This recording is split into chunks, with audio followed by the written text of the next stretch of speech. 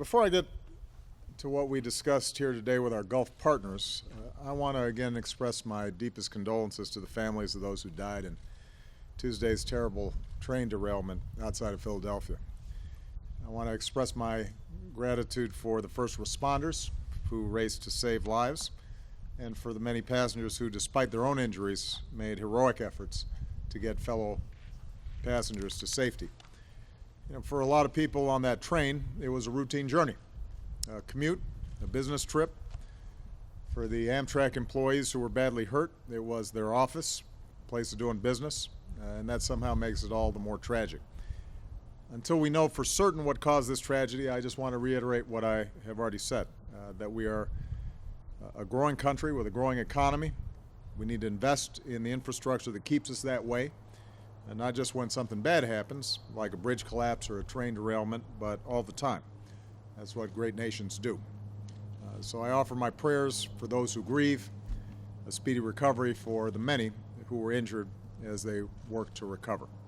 And we will cooperate, obviously, at every level of government to make sure that we get answers in terms of precisely what happened.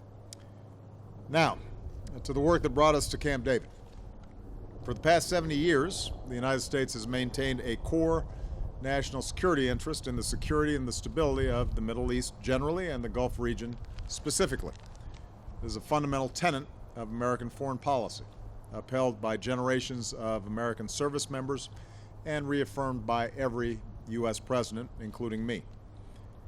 Since I took office, we've intensified our security cooperation with our Gulf Cooperation Council partners, Saudi Arabia, the United Arab Emirates, Kuwait, Oman, Qatar, and Bahrain. At a time of extraordinary challenges across the Middle East, including conflicts that have caused untold human suffering, the United States and our GCC partners cooperate extensively, countering terrorist groups like al-Qaeda and now ISIL, opposing the Assad regime's war against the Syrian people, supporting the legitimate government of Yemen, and opposing Iran's destabilizing actions across the Middle East. I invited our GCC partners here today to deepen our cooperation and to work together to resolve conflicts across the region. I want to thank each of the leaders and delegations who attended. We approached our discussions in a spirit of mutual respect. We agree that the security relationship between the United States and our GCC partners will remain a cornerstone of regional stability, and our relationship is a two-way street. We all have responsibilities. And here at Camp David, we decided to expand our partnership in several important and concrete ways. First, I am reaffirming our ironclad commitment to the security of our Gulf partners. As we've declared in our joint statement, the United States is prepared to work jointly with GCC member states to deter and confront an external threat to any GCC state's territorial integrity that is inconsistent with the UN Charter. In the event of such aggression or the threat of such aggression, the United States stands ready to work with our GCC partners to urgently determine what actions may be appropriate, using the means at our collective disposal, including the potential use of military force for the defense of our GCC partners. And let me underscore, the United States keeps our commitments. Second, and to back up our words with deeds, we will increase our already extensive security cooperation. We'll expand our military exercises and assistance to meet the full range of threats, in particular terrorism. This means more training and cooperation between our special operations forces, sharing more information and stronger border security to prevent the flow of foreign fighters, and increased enforcement to prevent terrorist financing. We'll step up our efforts to counter violent extremism, including online, and more broadly, we'll expand our cooperation on maritime security and work to harden our partners' critical infrastructure. Third, we'll help our Gulf partners improve their own capacity to defend themselves. The United States will streamline and expedite the transfer of critical defense capabilities to our GCC partners. We will work together to develop an integrated GCC defense capability against ballistic missiles, including an early warning system, and we will work toward the development of rapid response capabilities to undertake missions such as counterterrorism and peacekeeping. Fourth, we pledge to work together to try to resolve armed conflicts in the region, and we've articulated core principles to guide our efforts. Respect for state sovereignty, recognition that these conflicts can only be resolved politically, and acknowledgement of the importance of inclusive governance and the need to respect minorities and protect human rights. Therefore, with respect to Syria, we committed to continuing to strengthen the moderate opposition, to oppose all violent extremist groups, and to intensify our efforts to achieve a negotiated political transition towards an inclusive government without Bashar Assad that serves all Syrians. We will continue to support the Iraqi government in its efforts against ISIL and in reforms to ensure that the rights and opportunities of all Iraqis are fully respected. We welcomed the humanitarian truce in Yemen, so urgently needed aid can reach civilians, and we call on all parties in Yemen to return to political talks facilitated by the United Nations. We will step up our collective efforts to help form a national unity government in Libya and counter the growing terrorist presence there. And we reiterate the urgent need for a two-state solution between Israelis and Palestinians. Fifth, we spent considerable time discussing Iran. I updated our Gulf partners on the negotiations toward a comprehensive deal to prevent Iran from obtaining a nuclear weapon. And I'm pleased that here at Camp David we agree that a comprehensive, verifiable solution that fully addresses the regional and international concerns about Iran's nuclear program is in the security interests of the international community, including our GCC partners. Of course, whether we reach a nuclear deal or not with Iran, we're still going to face a range of threats across the region, including its destabilizing activities as well as the threat from terrorist groups. So we're going to work together to address these threats, and much of the enhanced security cooperation that I've outlined will allow us to do precisely that. But I want to be very clear. The purpose of security cooperation is not to perpetuate any long-term confrontation with Iran or even to marginalize Iran. None of our nations have an interest in an open-ended conflict with Iran. We welcome an Iran that plays a responsible role in the region, one that takes concrete, practical steps to build trust and resolve its differences with its neighbors by peaceful means and abides by international rules and norms. As I've said before, ending the tensions in the region and resolving its devastating conflicts will require a broader dialogue, one that includes Iran and its GCC neighbors. And so a key purpose of bolstering the capacity of our GCC partners is to ensure that our partners can deal with Iran politically, diplomatically, from a position of confidence and strength. And finally, while this summit was focused on security cooperation, events in the Middle East since the beginning of the Arab Spring are a reminder that true and lasting security includes governance that serves all citizens and respects universal human rights. So in the Middle East, as we do around the world, the United States will continue to speak out on behalf of inclusive governance, representative institutions, strong civil societies, and human rights, and we will work to expand the educational and economic opportunities that allow people, especially young people, to fulfill their potential. So again, I want to thank all of our GCC partners for making this summit a success. I believe that the Camp David commitments I've described today can mark the beginning of a new era of cooperation between our countries, a closer, stronger partnership that advances our mutual security for decades to come. So with that, I'm going to take some questions, and I will start with Julie Pace, because I promised her in the Oval Office that I'd call on her. Thank you very much. Yeah. You mentioned in your statement the broad support for from the GCC for stopping Iran from getting a nuclear weapon. Yeah. Did you get any specific commitments from the Gulf leaders for the framework that you reached a few months ago, and at least a commitment to not publicly oppose a deal if you're able to reach that? And on the Gulf's main concern, Iran's destabilizing activity in the region, how can you really assure them that Iran would not continue that activity if they had an influx of money from sanctions relief when they're already accused of doing so now with a weaker economy? We didn't have a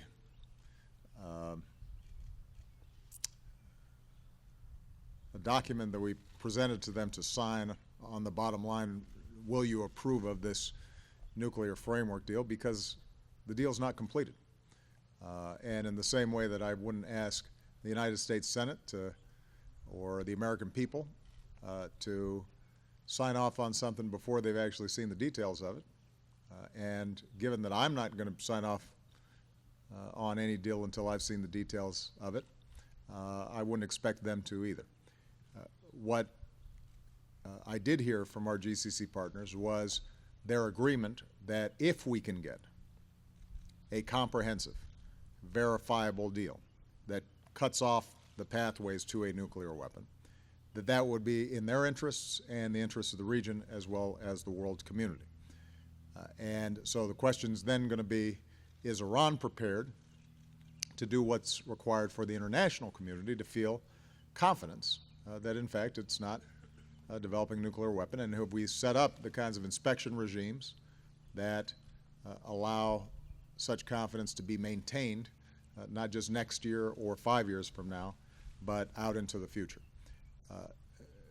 So what we did was we had Secretary Kerry, Secretary Ernie Moniz, who obviously was involved in negotiations as well, to walk through why it was that we were confident that if the framework agreement we've arrived at were to be solidified, that in fact we could verify that they did not have a nuclear weapon. And that was important to them, and I think gave them additional confidence. There was a concern that I share, that even if we deal effectively with the nuclear issue, that we will still have a problem with some of Iran's destabilizing activities. And a number of them did express the concern that with additional resources through the reduction in sanctions, that was it possible that Iran would siphon off a lot of these resources into more destabilizing activity. Secretary Jack Lew was there to explain that, first of all, there would be no sanctions relief until we could confirm that Iran had actually carried out its obligations under any nuclear deal. Secondly, we gave them our best analysis of the enormous needs that Iran has internally and the commitment that Iran has made to its people in terms of shoring up its economy and improving economic growth. And as I pointed out, most of the destabilizing activity that Iran engages in is low-tech, low-cost activity. And so part of my emphasis to them was that if we are focusing more effectively on the things we need to do to shore up defenses, improve intelligence, improve the capacity for maritime monitoring of what's taking place in the Gulf, if we are working in concert to address the terrorist activity and countering terrorist messages that are coming not just from state sponsors like Iran, but more broadly from organizations like ISIL, then we're going to be able to fortify ourselves and deal with many of these challenges much more effectively, and we can do so from a position of strength and confidence. So it's not to deny the concerns that were there about what happens when sanctions are reduced, but it was to emphasize that what matters more is the things that we can do now to ensure that some of this destabilizing activity is no longer taking place. And of course, when you look at a place like Yemen, the issue there is that the state itself was crumbling, and that if we can do a better job in places like Syria, Yemen, Libya, in building up functioning political structures, then it's less likely that anybody, including Iran, can exploit some of the divisions that exist there. Michael Viqueira. Thank you, Mr. President. On Syria, one of the reasons we're here is because many of the nations in the region were upset that more than 2 years ago when Bashar al-Assad deployed chemical weapons, there was no military response, as you appeared to promise, no retaliation on the part of the U.S. part. Now there's a possibility that Assad has once again used chemical weapons. What did you tell these leaders here who were disappointed last time, and will you use a military response if it's confirmed that he used chemical weapons again, once again deployed them? And if I could ask a domestic question as well, sir. Um, and this one is about the environment and the drilling that's recently been approved in the Arctic. This nation, the United States, is now a net exporter for the first time in years of fossil fuels, partly due to fracking, something that environmentalists have objected to, something that you regard as an all-of-the-above energy strategy. But the oil company Shell has had a very mixed record of drilling in that region. Many environmentalists look at this and say, is it really worth the risk to drill in such a delicate ecosystem? Thank you. Well, first of all, Michael, I don't know why you're here, but the reason I'm here is not because of what happened in Syria a couple of years ago. The reason I'm here is because we've got extraordinary challenges throughout the region, not just in Syria, but in Iraq, in Yemen, in Libya, and obviously the development of ISIL, and our interest in making sure that we don't have a nuclear weapon in Iran. With respect to Syria, my commitment was to make sure that Syria was not using chemical weapons and mobilizing the international community to assure that that would not happen. And in fact, we positioned ourselves to be willing to take military action. The reason we did not was because Assad gave up his chemical weapons. And that's not speculation on our part. That, in fact, has been confirmed by the organization internationally that is charged with eliminating chemical weapons.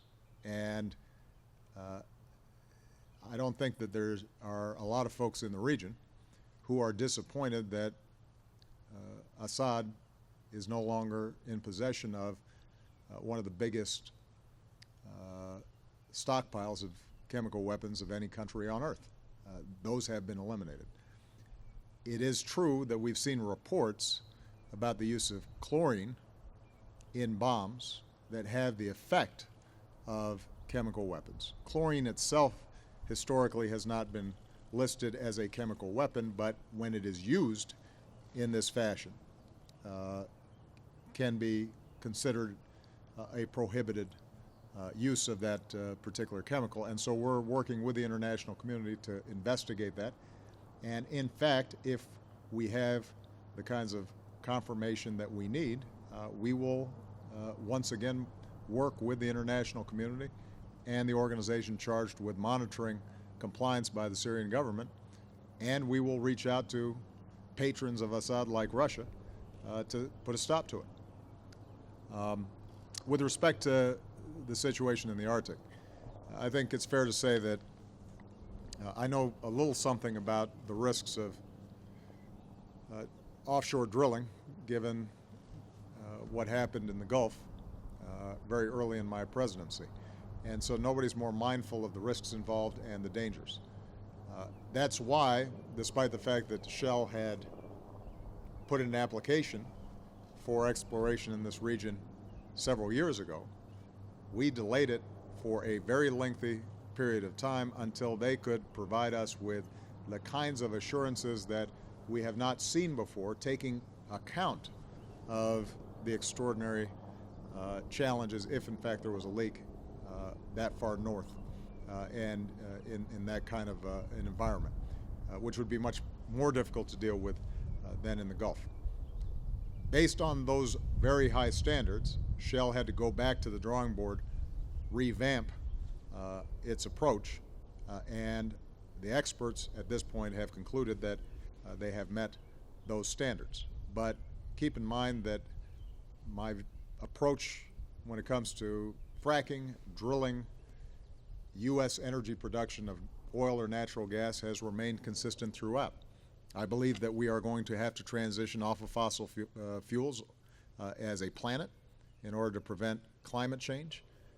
I am working internationally to reduce our carbon emissions and to replace over time fossil fuels with clean energies. Obviously, we start at home with all the work that we've done to, for example, double the use of clean energy.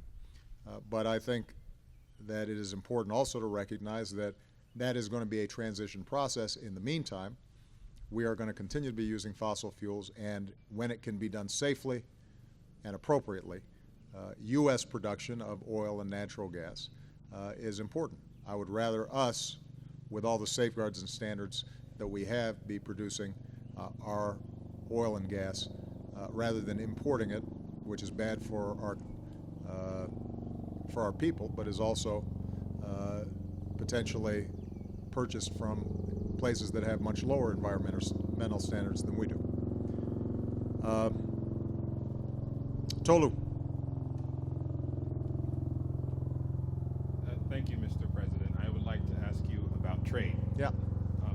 The Senate moved forward on a bill today to approve your trade legislation, and it also moved forward with a proposal to punish countries like China for what they do in terms of manipulating their currency.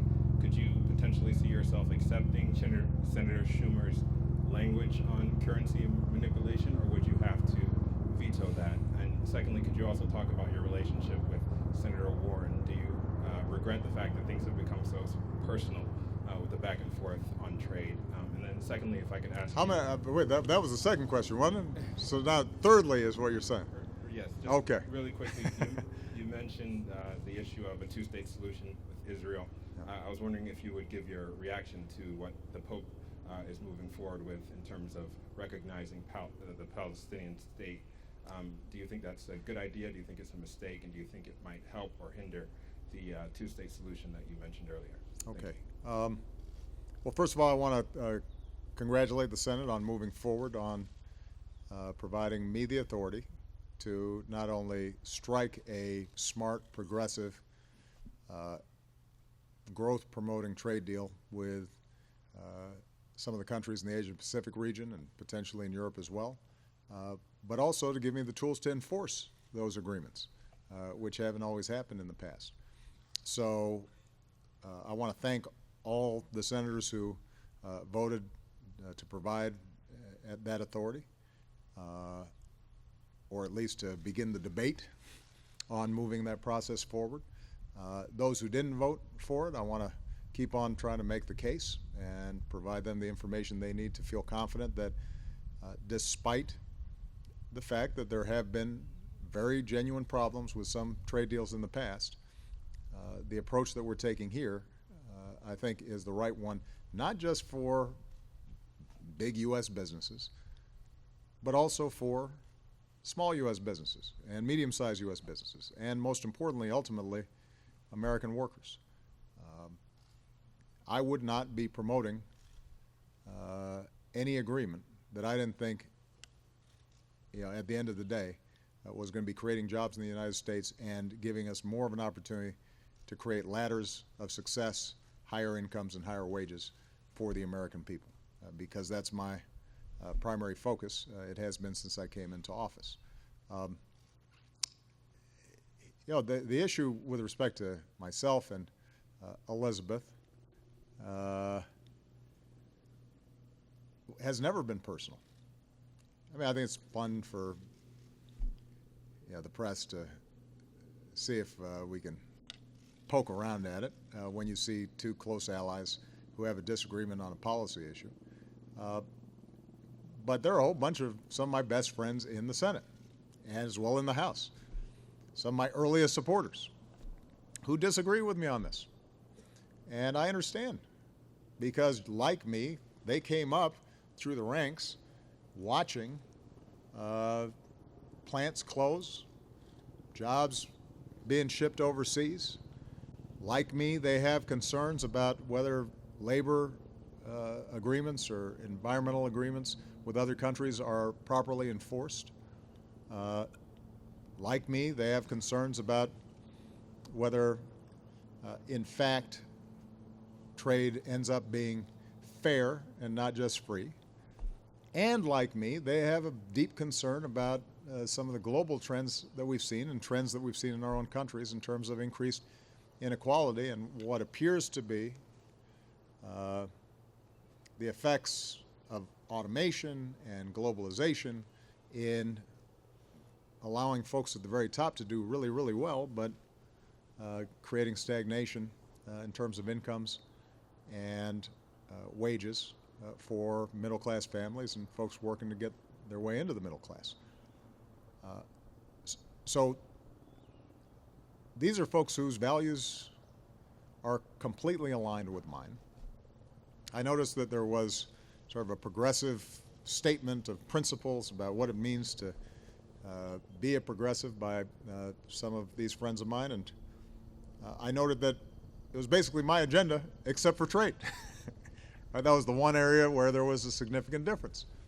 And this just comes down to a policy difference and an analysis in terms of what we think is best for our people, our constituents. It is my firm belief that despite the problems of previous trade deals, that we are better off writing high standard rules with strong enforceable provisions on things like child labor or deforestation or environmental degradation or wildlife trafficking or intellectual property. We are better off writing those rules for what is going to be the largest, fastest growing market in the world. And if we don't, China will, and other countries will, and our businesses will be disadvantaged, and our workers will ultimately suffer. And in terms of some of the fears of outsourcing of jobs, it is my belief, based on the analysis, that at this point, if there was a company in the United States that was looking for low-cost labor, they have no problem outsourcing it under the current regime. And so what we do have the opportunity to do is to attract back companies to manufacture here in the United States. And we're seeing some of that happen. That's why I went out to Nike. I understand that Nike's been manufacturing shoes with low-cost labor in many of these areas in the Asia-Pacific region, and that hurt the American footwear industry in terms of jobs here in the United States. But that happened over the course of the last 30 years. And now for Nike to announce that because of new technologies, they're potentially bringing 10,000 jobs back here because we've gone up the value chain, we're manufacturing in different ways. That's an opportunity, but we've still got to be able to sell over there to take full advantage of those opportunities. Which is why my argument with my progressive friends is what we really need to be focusing on to meet the same objectives, the shared objectives, is the kinds of other issues that we all agree on. Strong minimum wage, strong job training programs, infrastructure investments that put people back to work, stronger laws to protect collective bargaining and the capability of workers to have a voice, strong enforcement of rules around things like overtime pay, making sure that we have paid sick leave, making sure that we have an honest conversation about our budgets and that we're not slashing investments in the future simply to make sure that we're preserving loopholes for corporations that don't provide any economic benefit. Those are the things that are going to help us address the very problems that they're concerned about. Blocking a trade deal will not, particularly since they're the first ones to acknowledge that the existing trade rules are a bad deal for U.S. workers. If they're not working for us now, how does hanging on to what's going on now help American workers? Doesn't make sense. I'm all for enforcement and the provisions that were signed. I have expressed concerns about how the currency language that is in the bill is drafted, but I've talked to Senator Schumer and Sherrod Brown and others about how we can work on language that does not end up having a blowback effect on our ability to maintain our own monetary policy. I don't even remember what your other question was. Oh. Well, rather than speak for others, I'll just reiterate what I've said previously. I continue to believe that a two-state solution is absolutely vital for not only peace between Israelis and Palestinians, but for the long-term security of Israel as a democratic and Jewish state. I know that a government has been formed that contains some folks who don't necessarily believe in that premise, but that continues to be my premise. And since we're up here at Camp David, I think it's important to remind ourselves of the degree to which a very hard peace deal that required incredible vision and courage and tough choices resulted in what's now been a lasting peace between countries that used to be sworn enemies. And Israel's better off for it. I think the same would be true if we get a peace deal between Israelis and Palestinians. That prospect seems distant now, but I think it's always important for us to keep in mind what's right and what's possible. Okay, last question. Scott Horsley. Thank you, Mr. President. You mentioned at the outset our need for a world-class infrastructure. We're coming up on a deadline for the Highway Trust Fund. With gas prices where they are, why isn't this a good time to consider a hike in the federal gas tax, which might also serve some of the carbon goals you talked about? Yeah. And since you mentioned the overtime rules, I know it's been about 14 months since you asked the Labor Department to put those together. They went over to OMB last week. How soon might we see those? Soon. And with respect to transportation, you're absolutely right that now's the time for us to get something done. I'm practical, and in order for us to get a transportation bill done, I've got to get cooperation from a Republican-controlled Congress. And so I'm in discussions with the majority and minority leaders in both chambers, as well as the relevant committee chairpersons. We want to hear their ideas. We want to find out what's possible. I think that that's going to be something that that we need to explore, but this is not an area where either side should be looking for political points. This did not used to be a partisan issue. Building roads, building bridges, building airports, sewer lines, dams, ports. This is how we grow. This is how America became an economic superpower, was investing in our people, investing in infrastructure, doing it better and faster and bigger than anybody else did. We should be doing the same thing now. The first Republican president, a proud native of my home state, named Mr. Lincoln, even in the midst of Civil War, was looking at how we join the country together through our railways and our canals. And we shouldn't be thinking smaller today. We need to be thinking bigger in this global economy. So my hope is that we have a chance to have a serious discussion and look at all potential revenue sources. What is absolutely true is that the Highway Trust Fund has consistently gotten smaller and smaller and smaller and inadequate for the needs.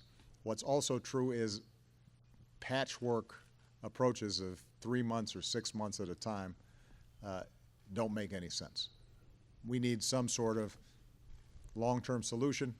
Nobody foresaw that we could actually get a doc fix done and actually solve a long-term problem there in terms of how we were managing Medicare payments for doctors. Who knows? Maybe we might see some intelligent bipartisan outbreaks over the next few months, because I think everybody recognizes this is important. All right. Thank you very much, everybody.